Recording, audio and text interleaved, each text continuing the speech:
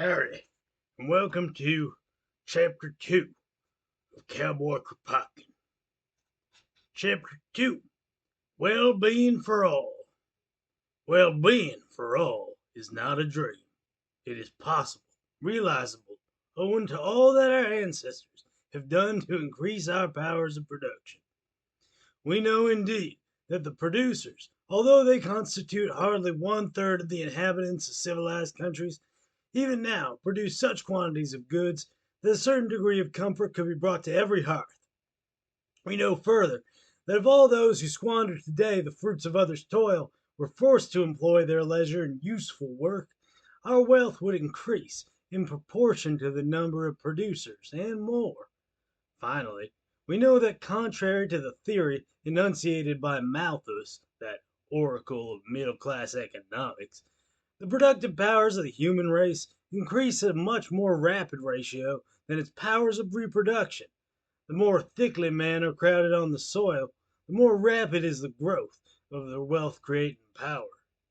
Thus, although the population of England has only increased from 1844 to 1890 by 62%, its production has grown, even at the lowest estimate, at double that rate, to wit, by 130%. In France, where the population has grown more slowly, the increase in production is nevertheless very rapid. Notwithstanding the crises through which agriculture is frequently passing, notwithstanding state interference, the blood tax, conscription, and speculative commerce and finance, the production of wheat in France has increased fourfold, and industrial production more than tenfold in the course of the last 80 years. In the United States, this progress is still more striking. In spite of immigration, or rather, precisely because of the influx of surplus European labor, the United States have multiplied their wealth tenfold. However, these figures give but a very faint idea of what our wealth might become under better conditions. Alongside of the rapid development of our wealth-producing powers, we have an overwhelming increase in the ranks of the idlers and the middlemen. Instead of capital gradually concentrating itself in a few hands, so that it may be necessary for the community to dispossess a few millionaires to enter upon their lawful heritage, instead of this socialist forecast proving true, the exact reverse is coming to pass. The swarm of parasites is ever increasing. In France, there are not 10 actual producers to every 30 inhabitants. The whole agricultural wealth of the country is the work of less than 7 millions of men, and in the two great industries, mining and the textile trades, you will find that the workers number less than 2.5 millions. But the exploiters of labor, how many are they? In the United Kingdom, a little over 1 million workers, men, women, and children, are employed in all the textile trades. Less than 900,000 work the mines, much less than 2 million till the ground, and it appeared from the last industrial census that only a little over 4 million men, women, and children were employed in all the industries, so that the statisticians have to exaggerate all the figures in order to establish a maximum of 8 million producers to 45 million inhabitants. Strictly speaking, the creators of the goods exported from Britain to all ends of the earth comprise only from 6 to 7 million workers. And what is the number of the shareholders and middlemen who levy the first fruits of labor from far and near, and heap up unearned gains by thrusting themselves between the producer and the consumer? Nor is this all. The owners of capital constantly reduce the output by restraining production. We need not speak of the cartloads of oysters thrown into the sea to prevent a dainty, hitherto reserved for the rich, from becoming a food for the people. We need not speak of the 1,001 luxuries, food, stuffs, etc., etc., treated after the same fashion as the oysters. It is enough to remember the way in which the production of the most necessary things is limited. Legions of miners are ready and willing to dig out coal every day and send it to those who are shivering with cold. But too often, a third or even one half of their number are forbidden to work more than 3 days a week, because, forsooth, the price of coal must be kept up. Thousands of weavers are forbidden to work for the looms, although their wives and children go in rags. And although 3/4 of the population of Europe have no clothing worthy the name. Hundreds of blast furnaces, thousands of factories, periodically stand idle. Others only work half time. And in every civilized nation, there is a permanent population of about 2 million individuals who ask only for work, but to whom work is denied. How gladly would these millions of men set to work to reclaim wastelands, or to transform ill-cultivated land into fertile fields, rich in harvests. A year of well-directed toil would suffice to multiply fivefold the produce of those millions of acres in the country which lie idle now as permanent pasture, or those dry lands in the south of France, which now yield only about 8 bushels of wheat per acre. Men who would be happy to become hardy pioneers in so many branches of wealth producing activity must remain idle because the owners of the soil, the mines, and the factories prefer to invest their capital, taken in the first place from the community, in Turkish or Egyptian bonds or in Patagonian gold mines, so make Egyptian fellahs, Italian immigrants, and Chinese coolies their wage slaves. This is the direct and deliberate limitation of production. But there is also a limitation indirect and not of set purpose, which consists in spending human toil on objects absolutely useless, or destined only to satisfy the dull vanity of the rich. It is impossible to reckon in figures the extent to which wealth is restricted indirectly, the extent to which energy is squandered, while it might have been served to produce and above all to prepare the machinery necessary for production. It is enough to cite the immense sums spent by Europe in armaments for the sole purpose of acquiring control of markets and so forcing her own goods on neighboring territories and making exploitation easier at home. The millions paid every year in officials of all sorts whose function it is to maintain the rights of minorities, the right, that is, of a few rich men, to manipulate the economic activities of the nation. The millions spent on judges, prisons, policemen, and all the paraphernalia of so-called justice, spent to no purpose, because we know that every alleviation, however slight, of the wretchedness of our great cities is always followed by a considerable diminution of crime. Lastly, the millions spent on propagating pernicious doctrines by means of the press and news cooked in the interest of this or that party, of this politician, or of that group of speculators. But over and above this, we must take into account all the labor that goes to sheer waste, here in keeping up the stables, the kennels, and the retinue of the rich, there in pandering to the caprices of society and the depraved tastes of the fashionable mob, there again in forcing the consumer to buy what he does not need, or foisting an inferior article upon him by means of puffery, and producing, on the other hand, wares which are absolutely injurious, but profitable to the manufacturer. What is squandered in this matter would be enough to double the production of useful things, or so plenish our mills and factories with machinery that they would soon flood the shops in all that is now lacking to 2/3 of the nation. Under our present system, a full quarter of our producers in every nation are forced to be idle for 3 or 4 months in the year, and the labor of another quarter, if not the half, has no better results than the amusement of the rich or the exploitation of the public.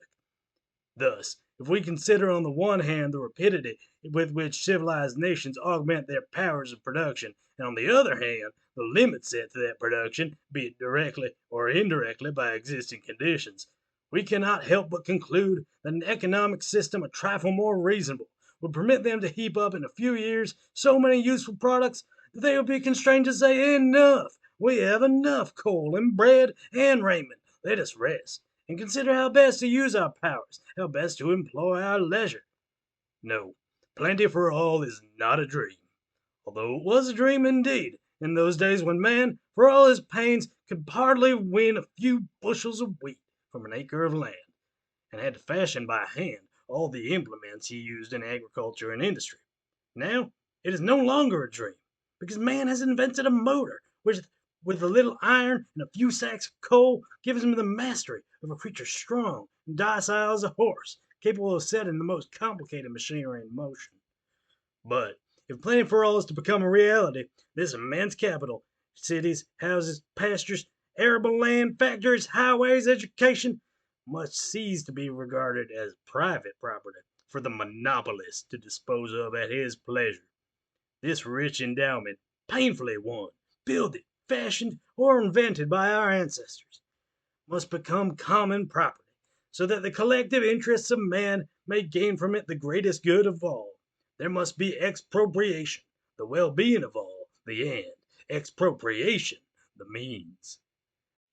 2. Expropriation. Such then is the problem which history has put before the man of the 20th century. The return to communism in that all ministers the well being of man. This problem cannot be solved by means of legislation. No one imagines that. The poor, as well as the rich, understand that neither the existing governments nor any which might arise out of possible political changes will be capable of finding such a solution. They feel the necessity of a social revolution, and both the rich and poor recognize that this revolution is imminent and that it may break out in a few years. But a great change in thought has taken place during the last half of the 19th century, but suppressed as it was by the property classes and denied its natural development. This new spirit must now break its bonds by violence and realize itself in a revolution. Whence will the revolution come? How will it announce its coming? No one can answer these questions. The future is hidden. But those who watch and think do not misinterpret the signs. Workers and exploiters, revolutionists and conservatives, thinkers and men of action, all feel that a revolution is at our doors. Well then, what are we going to do when the thunderbolt has fallen? We've all been bent on studying the dramatic side of revolution so much, and the practical work of revolution so little, that we are apt to see only the stage effects, so to speak, of these great movements. The fight of the first days, the barricades. This fight, this first skirmish, is soon ended, and it is only after the breakdown of the old system that the real work of revolution can be said to begin. Effete and powerless, attacked on all sides, the old rulers are soon swept away by the breath of insurrection. In a few days, the middle-class monarchy of 1848 was no more, and while Louis Philippe was making good his escape in a cab, Paris had already forgotten her quote-unquote citizen king. The government of Thiers disappeared on the 18th of March, 1871, in a few hours, leaving Paris mistress of her destinies.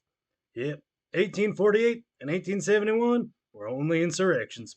Before a popular revolution, the masters of the old order disappear with a surprising rapidity. Its upholders fly the country to plot in safety elsewhere and to devise measures for their return.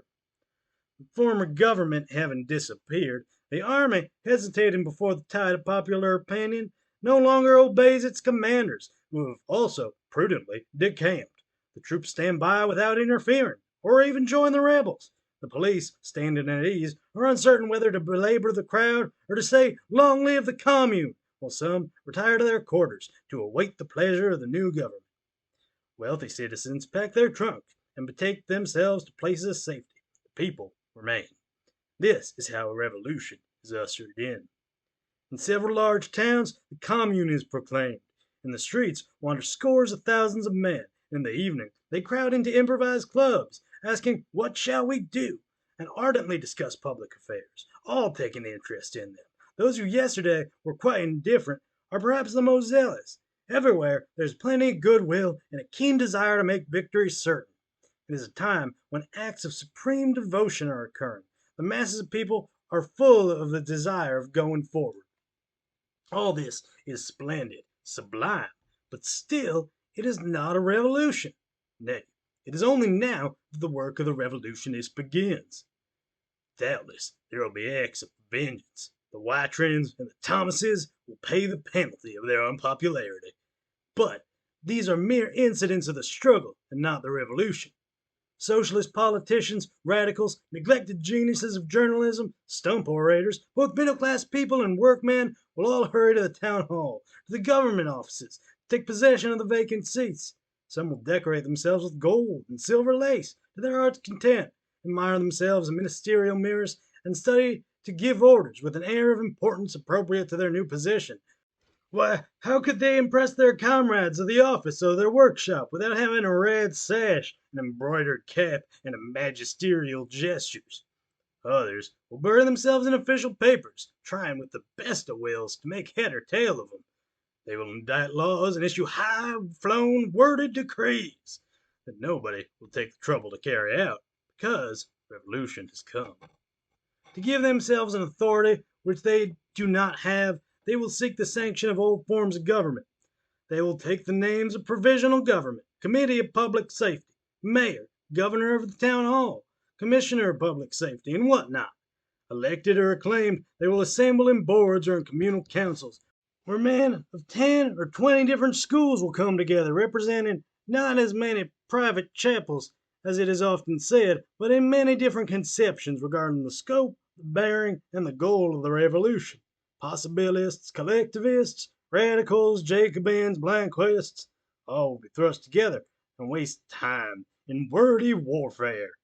Honest men will be huddled together with the ambitious ones, whose only dream is power, and who spurn the crowd from whence they sprung, all coming together with diametrically opposed views, all forced to enter into ephemeral alliances in order to create majorities that can last but a day, wrangling, calling each other reactionaries, authoritarians, and rascals, incapable of coming to an understanding on any serious measure, dragged into discussions about trifles, producing nothing better than bombastic proclamations, all giving themselves an awful importance, while the real strength of the movement is in the streets. And this may please those who like the stage, but it is not revolution. Nothing has been accomplished as yet. And meanwhile, the people suffer. The factories are idle, the workshops closed, trade is at a standstill. The worker does not earn the meager wage which was his before. Food goes up in price. With that heroic devotion which has always characterized them, and which in great crises reaches the sublime, the people will wait patiently. We place these 3 months of want at the service of the Republic, they said in 1848, while their representatives and the gentlemen of the new government, down to the meanest jack in office, receive their salary regularly. The people suffer. With the childlike faith, with the good humor of the masses who believe in their leaders, they think that yonder, in the House, in the Town Hall, in the Committee of Public Safety, their welfare is being considered. But yonder, they are discussing everything under the sun except the welfare of the people.